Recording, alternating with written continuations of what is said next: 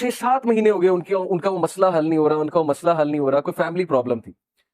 اور ایک دن مجھے ملے and he was so happy، اور انہوں نے مجھے ایک سینٹینس کہا جو میں کبھی نہیں بھولوں گا. انہوں نے کہا کہ علی بھائی all it took was one تہجد، that's it. لیکن 6 مہینے مجھے کبھی ٹائم نہیں ملا.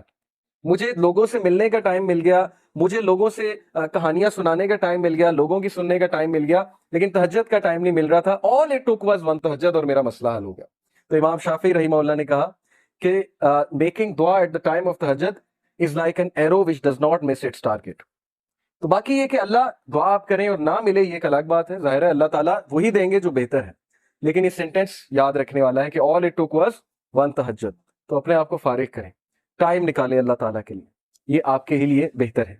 اور پھر یہ حدیث انس بن مالک reported the messenger of Allah صلی اللہ علیہ وسلم said، Allah Almighty said، حدیث قدسی ہے، O son of Adam, if you call upon me and place your hope in me, I will forgive you without hesitation. اگر تم ہوپ میرے سے لگاؤ گے، امید میرے سے لگاؤ گے، تو میں تمہیں معاف کروں گا.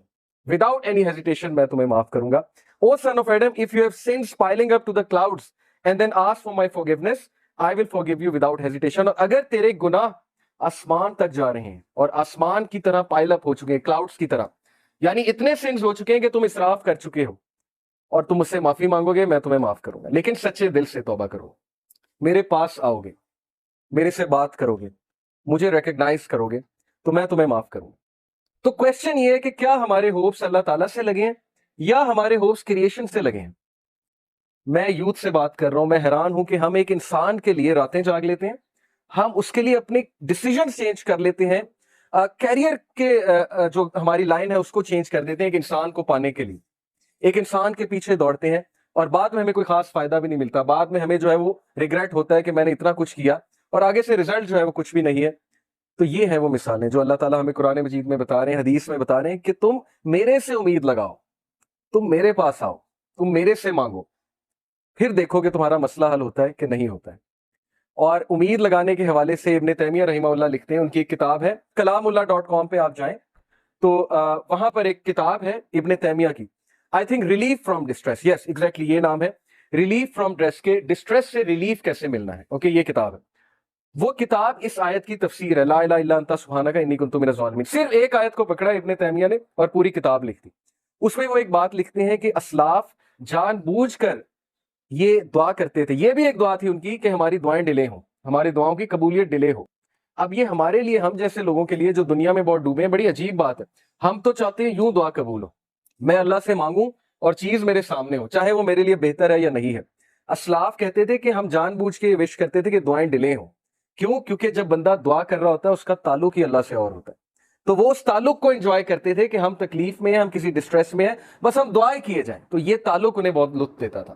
یہ ایک بہت ہائی لیول کی بات ہے.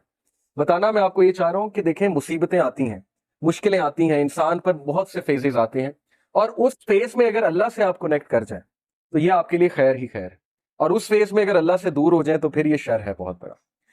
تو اللہ تعالیٰ کہتے ہیں کہ اے آدم کے بچے، اگر تیرے سنس پائل اپ کر جائیں کلاؤڈ جتنے، تب بھی میں تجھے معاف کروں گا اگر تم مجھ سے معافی مانگے گا. اور پھر اللہ تعالیٰ نے کہا O son of Adam, if you come to me with enough sins to fill the earth and then you meet me without associating anything with me, I will come to you with enough forgiveness to fill the earth. اگر تم مجھ سے ملاقات کرے اور تم مجھ سے معافی مانگے اور تیرے سنس ارتھ کو فل کرے ہوئے ہیں، یعنی انفائنائٹ سنس ہیں، اور تم مجھ سے معافی مانگے گا تو میں تجھے بالکل اتنی فارگیونیس کے ساتھ معافی کروں گا جتنے تیرے سنس، اور نہ صرف معاف کروں گا، تیرے سنس کو میں ریوارڈز میں کنورٹ کروں. سچ از اللہ کہ نہ صرف گناہ معاف ہوئے بلکہ گناہوں کو ریوارڈز میں کنورٹ کر دیا اللہ تعالیٰ نے. اتنا آسان ہے. ایک انسان کو منانا کتنا مشکل ہے، انسان کو منانے میں انسان بہت ذلیل ہوتا ہے، اللہ کو منانا کتنا آسان ہے. ٹھیک ہے، تو یہ ہے وہ مثالیں جس سے ہمیں سوچنا چاہیے کہ ہم کس ہستی کو اگنور کر رہے ہیں. ابو ذر reported, the messenger of Allah صلی اللہ علیہ وسلم said, Allah Almighty says, whoever comes with a good deed will have the reward of 10 like it and even more. جو کوئی اچھا عمل کرے گا میں اسے 10 ریوارڈز دوں گا، دنیا میں بھی اور آخرت میں بھی.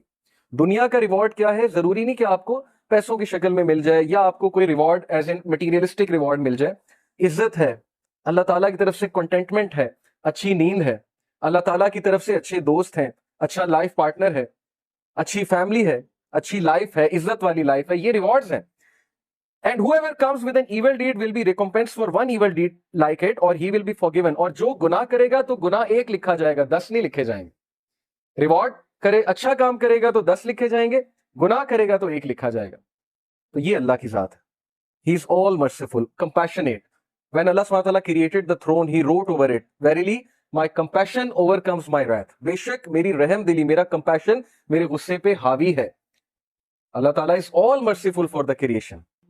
तो इसमें मैं आपको एक वाकया भी सुनाता हूँ कि ये हिलियतुल औलिया एक किताब है, इसमें कुछ वाकयात सही हैं. तो वन ऑफ द सही इंसिडेंट्स इज कि बनी इसराइल का एक शख्स था और उसके बहुत से सिंस थे.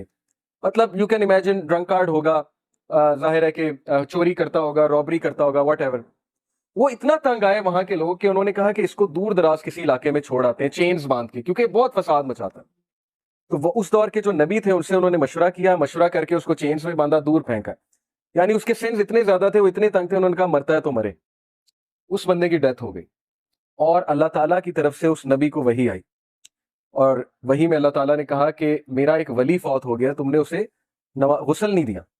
और वो नबी इतना हैरान हुए, उनके पैरों तले जमीन निकल गई कि ये कौन फौत हो गया, अल्लाह का वली जिसको मैंने गुस्ल नहीं दिया. तो अल्लाह ताला ने कहा वहां उस इलाके में जाओ और जाकर देखो. तो जब वो वहां पहुंचे अपनी कौम को लेके, इतना हैरान हुए कि ये तो वही बदकार आदमी है जिसने नाक में दम किया हुआ था. तो ये शख्स वली कैसे बन गया? तो अल्लाह ताला ने कहा कि इसने मरने से पहले एक दुआ की थी और वो दुआ मुझे इतनी अजीज है, इतनी पसंद आई कि अगर वो दुआ से पूरी इंसानियत को भी बख्शवाना चाहता मैं बख्श देता. और वो दुआ ये थी कि अल्लाह, अगर मुझे माफ करने से तेरी इज्जत में कोई कमी नहीं आती तो मुझे माफ कर दे, और अगर मुझे सजा देने से तेरी इज्जत बढ़ती है तो मुझे सजा दे. बहुत ही खूबसूरत वर्ड्स है.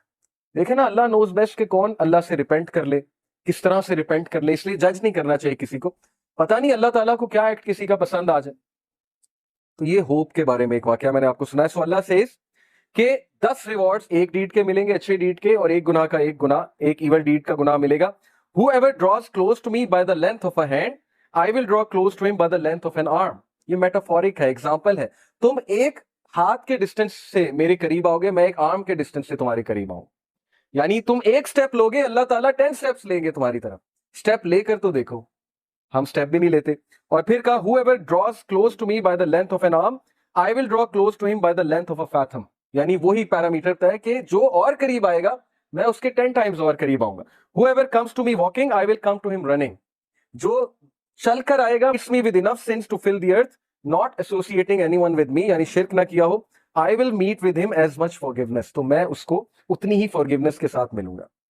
तो ये अल्लाह की जात है कि आप एक स्टेप लेंगे, अल्लाह ताला 10 स्टेप्स लेंगे. आप चल कर आएंगे, अल्लाह ताला दौड़ कर आएंगे, आपको वेलकम करने आएंगे.